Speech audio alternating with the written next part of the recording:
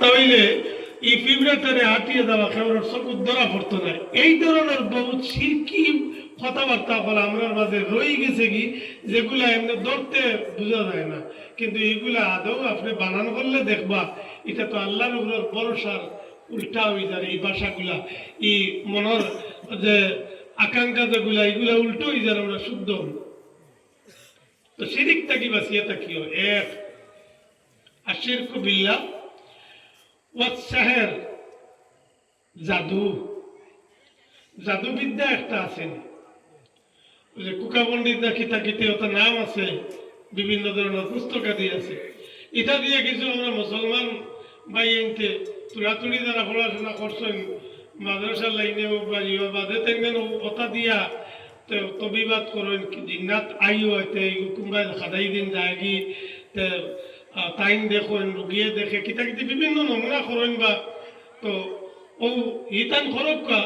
তবে জাদুবিদ্যার মাধ্যমে ঈদের তন্ত্রমন্ত্র যেগুলো সরান যাইজ দেয়, শরীয়ত যেগুলো যাইজ দেয় অবৈধ, কোরআন এবং হাদিস, কোরআন শরীফের আয়াত বা নবীজির উক্তিগুলা ছাড়া যদি অন্য কোনো মন্ত্রপাঠ করিয়া থাকেন শরীয়তের পরিপন্থী, তাহলে এগুলার দ্বারা তাইন জাইন খতরা তানও ইমান বরবাদ হয়ে যেতে পারে। এর লাগিয়া যারা জিন্নাত সাধক, আরেক তবিব করনেওয়ালা আছেন যারা জিন সাধক আছে, জিন্নাত সাধক মিয়া সাবর করে নমাজ পড়া মকরুহে তাহরিম, এনার করে নমাজ পড়িতে না, এনার পিছনে একটানা দিতে না জিন সাধক যারা। কারণ জিনর কথাবার্তা তাইনও কিছু মানা লাগে, যে কথাগুলা মানাত গিয়া তাইন ইমান তাকিয়া দূরে সরিয়া যাই থাকি পারে। আর তাইনও জিন্নাতে কিছু কথা মানেন কইতে ইমানই মাত নাই, ফাঁসবেন যে তা ওটা শুনতো, আর হেও থানে সময় সময় কিছু কয়, ইংরেন টাইম মানা লাগে।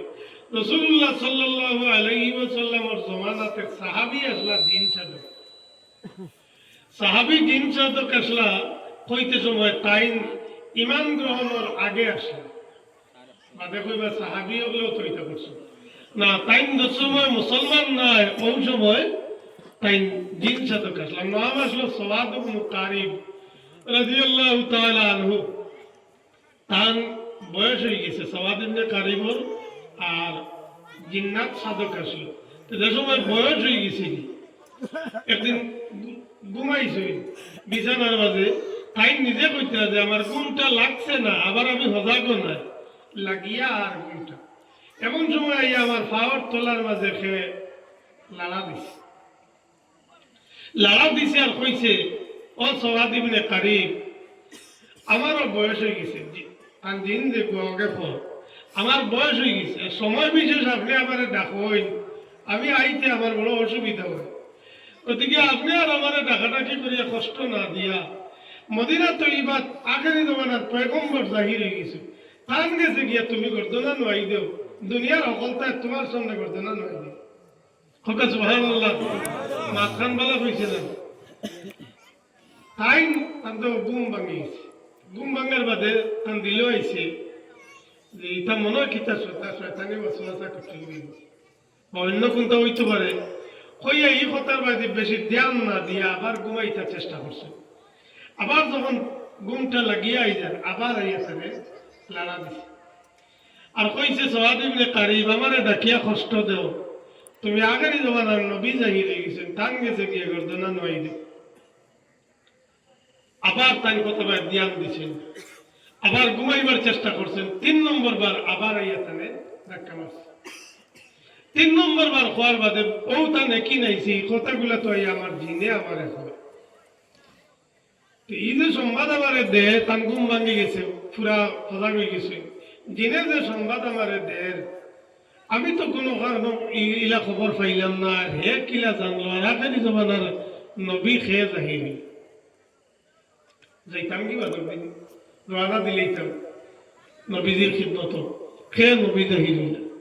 ও সওয়াদ ইবনে কারিব রাদিয়াল্লাহু তাআলা আনহু ফরর দিন থেকে রওনা দিলেছে, তো মদিনা তৈবাত গেছেন, গিয়া নবীজির সামনে খবরান্তর লইয়া জায়গা পর্যন্ত গেছেন, সামনে গিয়া উপস্থিত হয়েছে।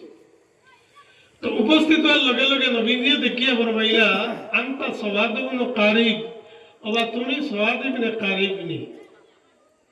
বলে হ্যাঁ ইয়া রাসূলুল্লাহ। হক সুবহানাল্লাহ। তাই তো অবদান পরিচয় দিছেন না, তার নাম তো ইনো কইছেন না। নবীদের সামনে যাওয়ার বাদে কইতা আনতা সওয়াদ ইবনে কারিব, তুমি সওয়াদ ইবনে কারিব নি? বলে ইয়া রাসূলুল্লাহ আমি সওয়াদ ইবনে কারিব। তান তো উসাই বুদাই হলো ইলিয়াস, তোমার দিনে আমার কাছে ঘটাইছেন। আবার